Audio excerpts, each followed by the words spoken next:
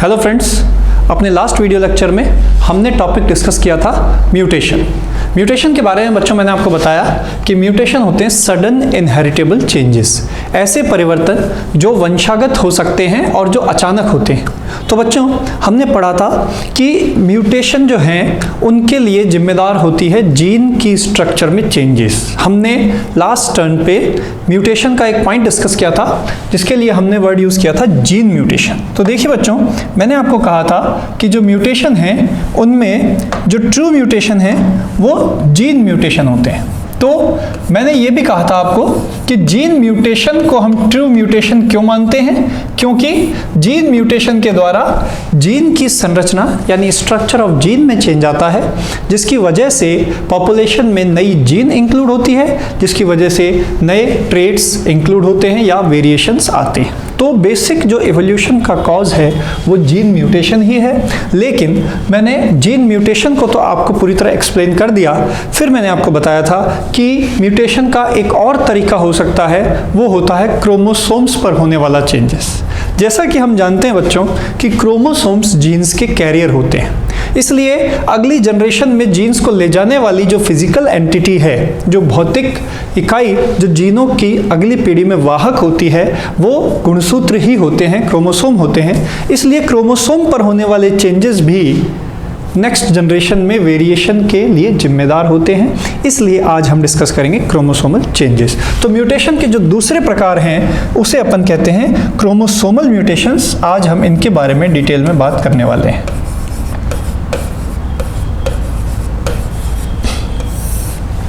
Chromosomal mutations. तो chromosomal mutations के बारे में समझने के लिए आपको देखना होगा कि ये दो तरह के होते हैं।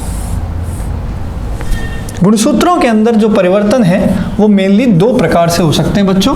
एक जो परिवर्तन होते हैं वो इनकी संरचना में होने वाले परिवर्तन होते हैं। Chromosomal changes can be of two type, one of them are structural changes.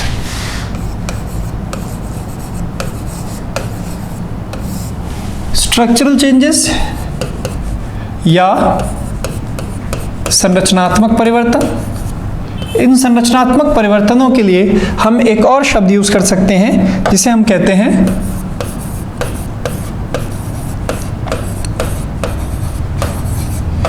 Chromosomal aberrations, गुणसूत्रीय विपथन।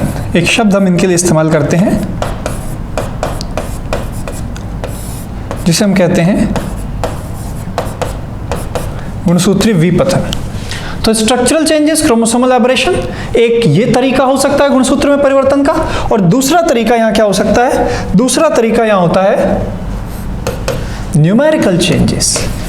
Chromosomes में होने वाले दूसरे टाइप के जो परिवर्तन हैं वो कहलाते हैं न्यूमेरिकल चेंजेस, या हम कह सकते हैं संख्यात्मक परिवर्तन।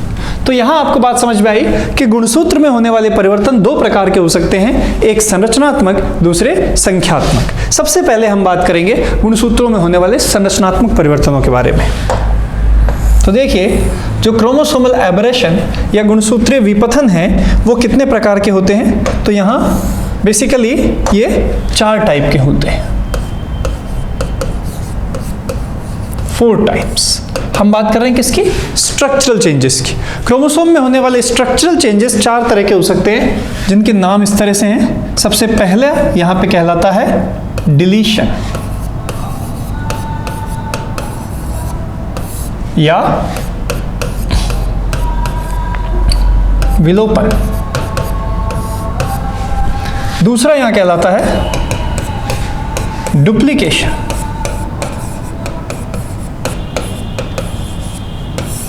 या द्विगुणन। तीसरा परिवर्तन उसे हम कहते हैं इन्वर्जन या प्रतिपन। और चौथे प्रकार का जो स्ट्रक्चरल चेंजेस, संरचनात्मक परिवर्तन है, वो कहलाता है ट्रांसलोकेशन या हिंदी में हम इसे कह देते हैं स्थानांतरण। तो देखिए, क्रोमोसोम में होने वाले स्ट्रक्चरल चेंजेस इन 4 तरह के होते हैं, या ये 4 नामों से जाने जाते हैं: डिलीशन, डुप्लीकेशन, इन्वर्जन या ट्रांसलोकेशन। विलोपन, द्विगुणन, प्रतिपन या स्थानांतरण। तो देखिए बच्चों, यहां पर सबसे पहले हम देखने जा रहे हैं डिलीशन। एक एक करके हम इन्हें डिस्कस करते हैं। सबसे पहला स्ट्रक्चरल चेंज है डिलीशन, विलोपन। तो विलोपन नामक संरचनात्मक परिवर्तन में क्या होता है? देखिए, मान लीजिए कि हम एक गुणसूत्र को कुछ इस तरह से दर्शाते हैं। इस तरह से हम गुणसूत्र की 2 भुजाओं को दर्शा देते हैं, ये बीच में सेंट्रोमेयर होती है। अब इस गुणसूत्र पर उपस्थित जीनों को हम एक एक करके दर्शा देते हैं। मान लीजिए ये जो डिफरेंट जीन्स हैं, इन्हें मैं नंबर दे देता हूं, 1 2 3 4 5 6 7 8। इस तरह से इस गुणसूत्र पर सपोज ये 8 जीन एक सीक्वेंस में लगी हुई हैं। On this chromosome these 8 genes are present on sequence.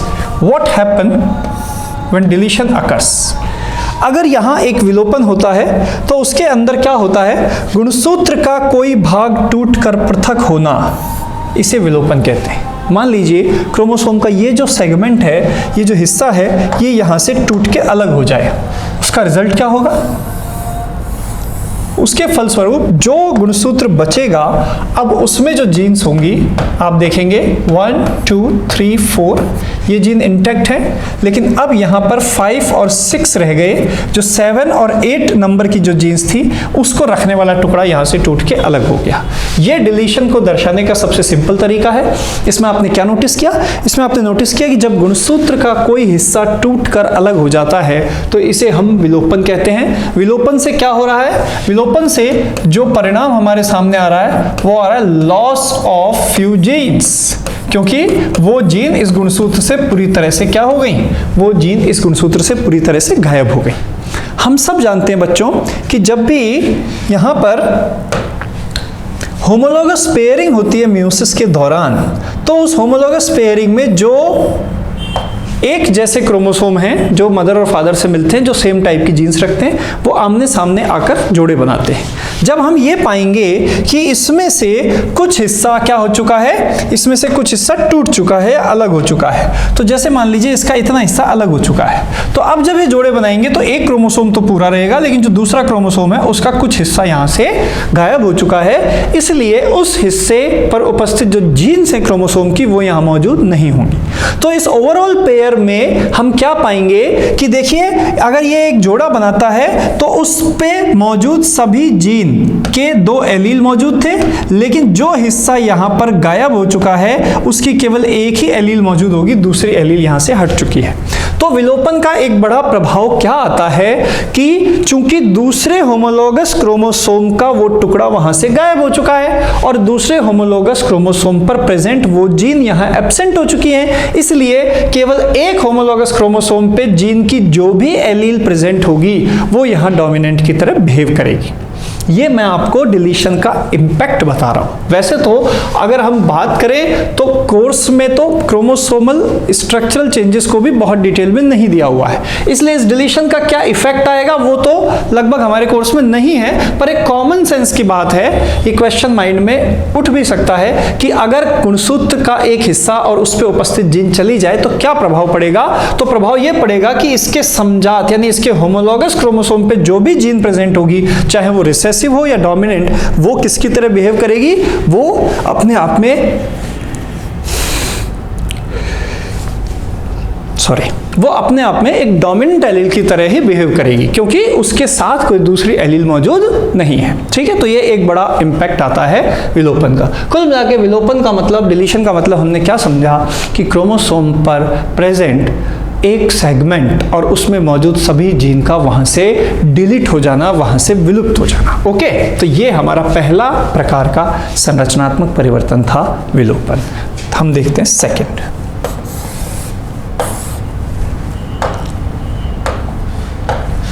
Second number पे काउंट होता है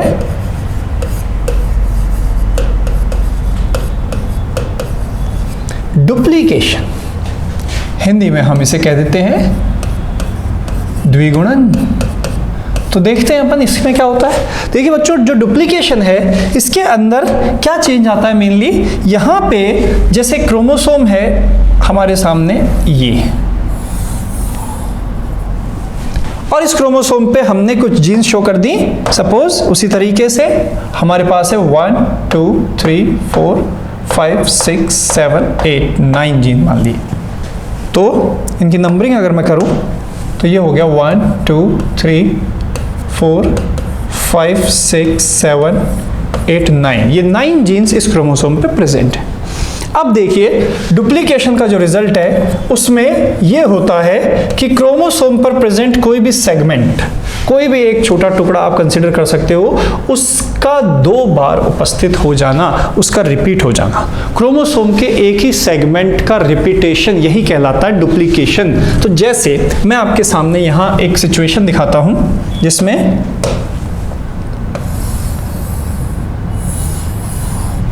इस क्रोमोसोम पे देखिए, इस क्रोमोसोम पे प्रेजेंट जो जीन्स हैं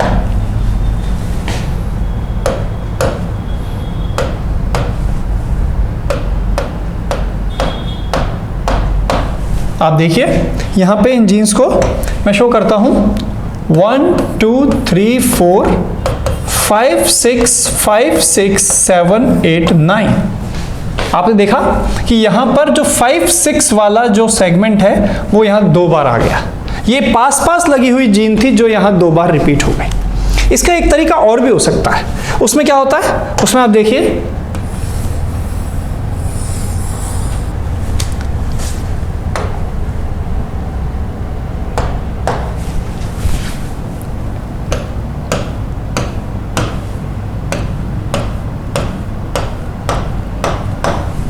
देखिए यहां पर क्या हुआ, यहां पर जो जीन्स हैं 1 2 3 4 5 6 1 2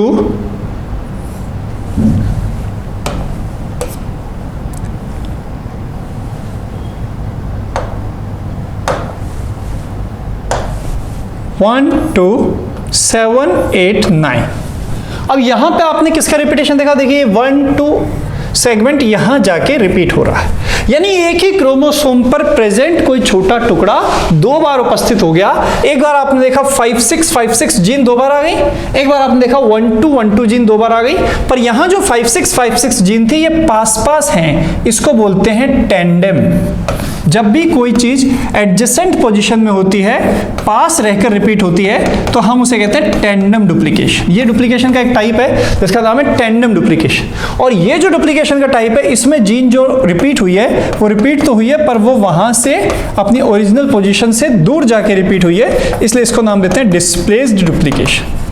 तो बच्चों यहां पर क्या हुआ, यहां पर एक ही जीन या एक से ज्यादा कुछ जीन, गुणसूत्र का एक टुकड़ा, the piece of chromosome, it appears twice on a chromosome. गुणसूत्र का एक ही टुकड़ा जब गुणसूत्र पर 2 बार रिपीट हो जाए, एक से अधिक बार मतलब 2 बार रिपीट हो जाए, तो इसे हम डुप्लीकेशन कहते हैं। अब अगर हम बात करें कि इंपैक्ट यहां क्या आएगा, तो इंपैक्ट की अगर हम बात करें तो आप सब जानते हो कि जब होमोलॉगस पेयरिंग होती है तो होमोलॉगस पेयरिंग में जो क्रोमोसोम्स हैं वो एक दूसरे के आमने सामने व्यवस्थित होते हैं, कुछ इस तरीके से, अगर वो बिल्कुल एक जैसे क्रोमोसोम है तो। पर अगर मान लीजिए उसमें से कोई एक क्रोमोसोम जो है वो एक क्रोमोसोम क्या हो जाए, उसके पास कुछ एक्स्ट्रा जीन्स आ जाएं, तो उन जीन्स को यहां पर अरेंज करने के लिए एक लूप फॉर्मेशन हो जाता है। जो एक्स्ट्रा जीन है वो इस लूप की फॉर्म में यहां प्रेजेंट होती हैं, कुछ इस तरह से, समझ गया। जो जैसे आपने देखा 1 2 3 4 5 6 7 8 1 2 3 4 5 6, और फिर जो 5 6 एक्स्ट्रा पार्ट आया है वो इस लूप में सिचुएट होगा, 7 8 यहां आ जाएगा। तो ऐसे केस में जब डुप्लीकेशन होता है तो जो एडिशनल पार्ट एक क्रोमोसोम में अपीयर हो जाता है, वो टुकड़ा जो रिपीट हुआ है वो एक लूप की फॉर्म में प्रेजेंट हो जाता है। ये चीज कई बार जीन की पोजीशन पता लगाने में काम आती है। यही बात डिलीशन में भी पॉसिबल हो सकती है। मैं आपको फिर कह रहा हूं कि इनसे क्या प्रभाव पड़ता है वो हमारे कोर्स में नहीं है, फिर भी मैं आपको केवल अंदाजे के लिए, आइडिया के लिए बता रहा हूं कि डिलीशन से जैसे हमने देखा क्या प्रभाव पड़ा, कुछ अप्रभावी जीन प्रभावी की तरह व्यवहार कर सकती है। The few recessive gene can act as dominant gene, and what is the impact of duplication? there will be present a loop on chromosome where the additional segment of chromosome is situated which can be used for locating the position of gene.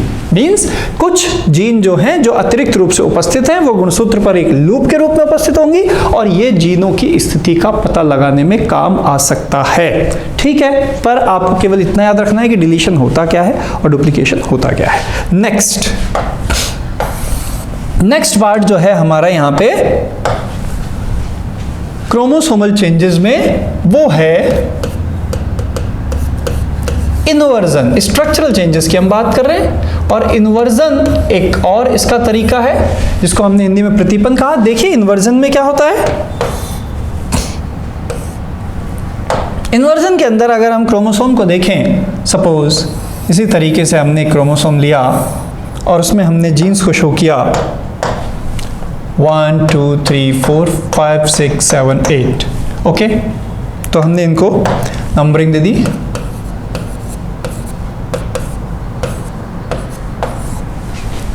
यहां ये दो arms हैं और इन दो arms के अंदर अगर हम देखें जो सेंट्रल पोर्शन है वो, ये जो सेंट्रल पोर्शन है ये एक सेंट्रोमियर होता है बेसिकली।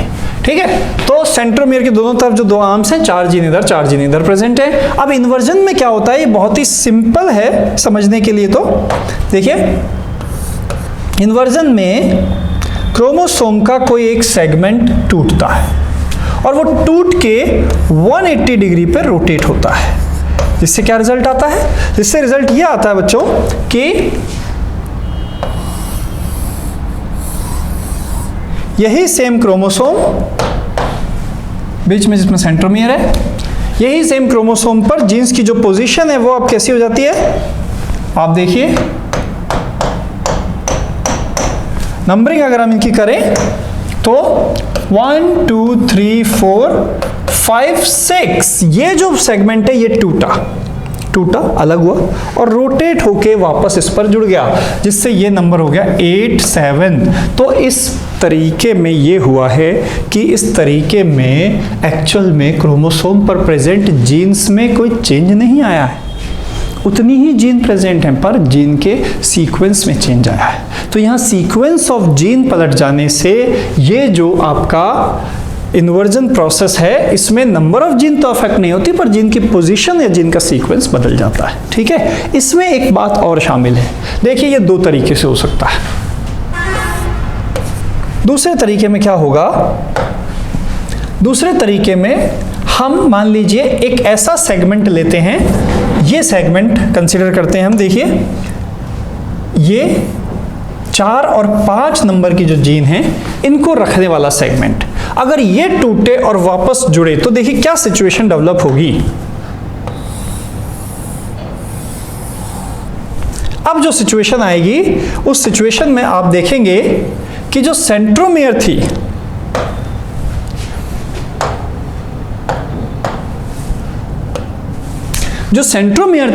इस सेंट्रोमियर के दोनों तरफ का जो सेगमेंट है क्रोमोसोम का वो टूट के और इन्वर्ट हुआ है। तो इसका क्या रिजल्ट होगा, इसका रिजल्ट ये होगा कि जो जीन्स हैं आपके सामने इनका 1 2 3 ऑल्सो ये तो इंटैक्ट है, लेकिन जो उसके बाद का टुकड़ा है ये चेंज हुआ।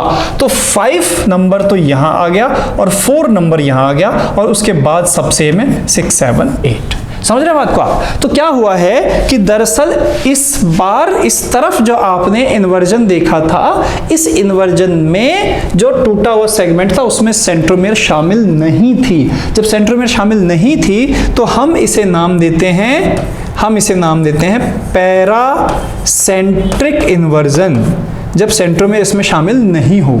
और इधर वाले इन्वर्जन में हमने देखा है कि सेंट्रोमियर इसके अंदर इंक्लूड है, यानी ये जो इन्वर्ट हुआ है सेगमेंट ये सेंट्रोमियर के चारों ओर हुआ है। इसे हम नाम देते हैं पेरिसेंट्रिक इन्वर्जन। तो इन्वर्जन यहाँ दो तरह का हो गया। अगर इन्वर्टेड सेगमेंट में सेंट्रोमियर शामिल नहीं है, इन्वर्टेड सेगमेंट सेंट्रोमियर से दूर है, तो फिर वो पैरासेंट्रिक होगा, और अगर इन्वर्टेड सेगमेंट में सेंट्रोमियर शामिल है तो फिर वो पेरीसेंट्रिक होगा। इस केस में आपके पास टोटल नंबर ऑफ जीन तो सेम रहेंगी, बस जीन का सीक्वेंस बदल जाएगा, और उसके दो तरीके, एक पैरासेंट्रिक और एक पेरीसेंट्रिक। तो ये था हमारा इन्वर्जन। ओके, इसके बाद लास्ट जो इसके अंदर स्ट्रक्चरल चेंज आता है, हम उसे डिस्कस करते हैं, एंड दैट इज ट्रांसलोकेशन। तो ट्रांसलोकेशन को आपको देखना होगा, इसमें हम जैसे कि एक क्रोमोसोम शो करते हैं और एक दूसरा क्रोमोसोम ले लेते हैं जो इसका होमोलोगस नहीं है, इन पे हम कुछ जीन शो करते हैं,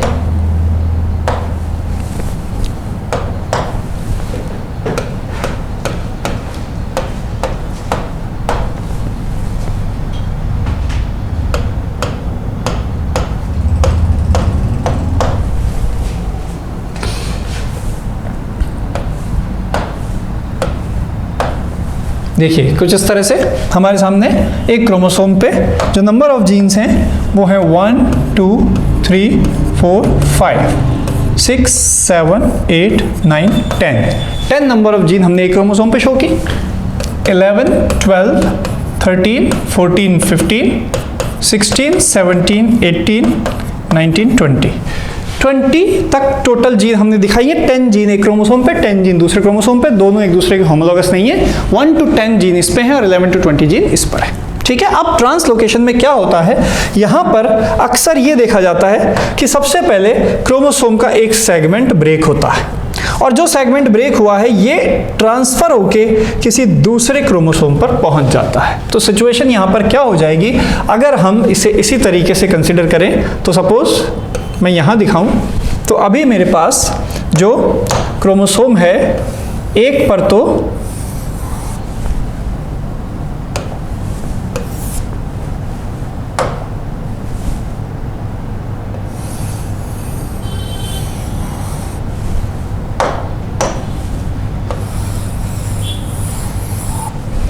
यहां सिचुएशन इस तरह से है, आप देखिए 1 2 3 4 5 जीन सही है, 6 7 8 इस पर है, 11 12 13 14 15 इस पर है, 16 17 18 19 20 और इसकी जो 9 10 है वो भी यहां पर आ गई हैं। तो एक सेगमेंट एक क्रोमोसोम में तो हो गया है क्या, डिलीशन। तो यहां नंबरिंग कुछ इस तरह से हो गई है 1 2 3 4 5 6 7 8 और यहां नंबरिंग हो गई है 1 2 3 4 5 11 12 13 14 15 16 17 18 19 20 और इसके साथ 9 और 10 जो इस क्रोमोसोम की थी वो यहां पहुंच गई।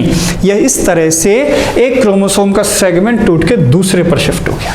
ये बहुत ही इंपॉर्टेंट फिनोमिना है, क्योंकि इस तरीके से जब जीन अपनी पोजीशन चेंज करती हैं तो ट्रांसलोकेशन के साथ साथ हम इसे एक नाम और देते हैं, हम इसे कहते हैं ट्रांसपोजिशन, यानी पोजीशन का बदलना, जीन का एक क्रोमोसोम से निकलकर दूसरे पर पहुंच जाना। और ऐसे सेगमेंट जो अपने पोजीशन को चेंज कर लेते हैं वो कहलाते हैं ट्रांसपोजोन, और ट्रांसपोजोन को एक नाम और दिया जाता है, इन्हें कहा जाता है jumping gene. Jumping genes, jumping genes को एक साइंटिस्ट ने डिस्कवर किया था, एक लेडी साइंटिस्ट जिनका नाम था बारबरा मैक्लिंटॉक।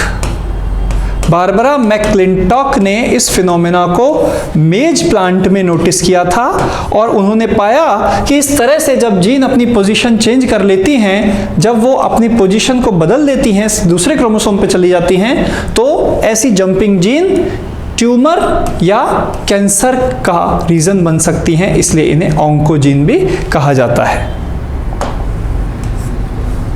इन्हें ऑन्कोजीन भी बोला जाता है, यानी ये ऑन्कोजेनिक हो जाती हैं।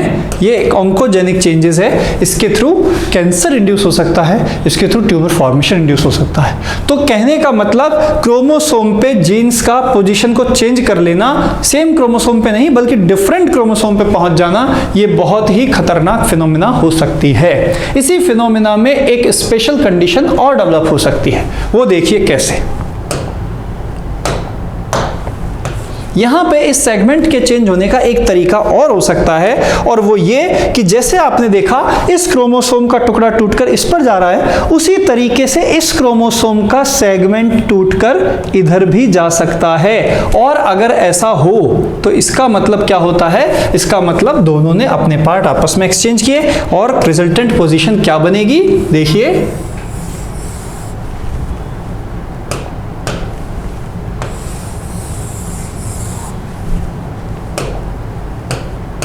यहां पर 1 2 3 4 5 6 7 8 और 9 10 की जगह इसके 19 20 आ जाएंगे। यहां पे 11 12 13 14 15 16 17 18 और 19 20 की जगह यहाँ 9 10 आ जाएंगे। तो जो चेंज हुआ है वो बेसिकली यहां पर 1 2 3 4 5 6 7 8 और इधर 19 20, क्योंकि ये टुकड़ा टूट के इधर चला गया और इसका टुकड़ा टूट के इधर आया है। तो सिचुएशन 12 11 12 13 14 15 16 17 18 एंड 9 10। अब यहां क्या लग रहा है कि दोनों ने अपने पार्ट एक्सचेंज कर लिए, ठीक वैसे जैसा कहां देखा था आपने, क्रोमोसोम अपने पार्ट कहां एक्सचेंज करते हैं? During crossing over, recombination. लेकिन रिकॉम्बिनेशन हमेशा किनके बीच में होता है? रिकॉम्बिनेशन होता है हमेशा किनके बीच में? In between homologous chromosome. और ये दोनों क्रोमोसोम आपस में क्या हैं? ये दोनों क्रोमोसोम आपस में क्या हैं? नॉन होमोलॉगस क्रोमोसोम है, क्योंकि इन पे डिफरेंट जीन्स हैं। और जब non homologous chromosome crossing over करें, अपने पार्ट एक्सचेंज करें, तो ये कोई ओरिजिनल बात नहीं है, ये कोई लीगल बात नहीं है, ये एक तरह की इल्लीगल बात है। इसलिए इसको क्रॉसिंग ओवर कहा तो जाता है, पर इसे कहा जाता है इललेजिटिमेट क्रॉसिंग ओवर। इसका नाम है इललेजिटिमेट क्रॉसिंग ओवर, या ट्रांसलोकेशन में ही दोनों ने आपस में अपने पार्ट एक्सचेंज किए, इसलिए इसको एक नाम दिया जाता है रेसिप्रोकल ट्रांसलोकेशन। रेसिप्रोकल ट्रांसलोकेशन, ये रेसिप्रोकल ट्रांसलोकेशन बेसिकली वो फिनोमिना है जिसे नोटिस किया था साइंटिस्ट डी व्रीज ने, जिनका नाम आप इवोल्यूशन में म्यूटेशन थ्योरी में सुनते हैं। तो म्यूटेशन को सबसे पहले डिस्कवर करने वाले या नोटिस करने वाले साइंटिस्ट जो डी व्रीज थे, उन्होंने जो म्यूटेशन नोटिस किया था वो बेसिकली एक जीन म्यूटेशन नहीं था, वो एक क्रोमोसोमल चेंज था। और बेसिकली इनोथोरा लेमार्कियाना में जो फिनोमिना उन्होंने नोटिस की वो एक रेसिप्रोकल ट्रांसलोकेशन था, जिसमें दो नॉन होमोलॉगस क्रोमोसोम अपने पार्ट आपस में एक्सचेंज कर लेते हैं। तो it is also called reciprocal translocation as well as illegitimate crossing over.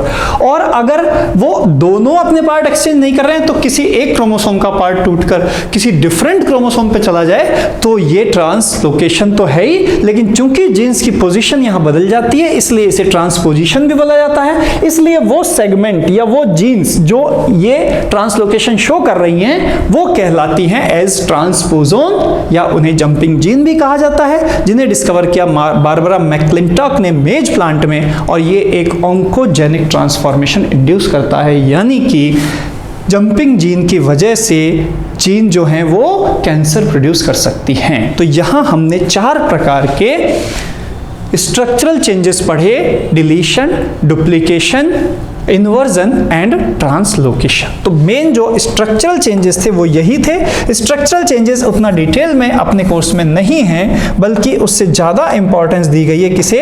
Numerical changes को। तो जो अगला टॉपिक हम डिस्कस करेंगे वो होगा न्यूमेरिकल चेंजेस इन क्रोमोसोम, यानी क्रोमोसोम के नंबर में चेंजेस कैसे कैसे हो सकते हैं, जिसके बारे में आपको नेक्स्ट टाइम पे बताऊंगा। Thank you.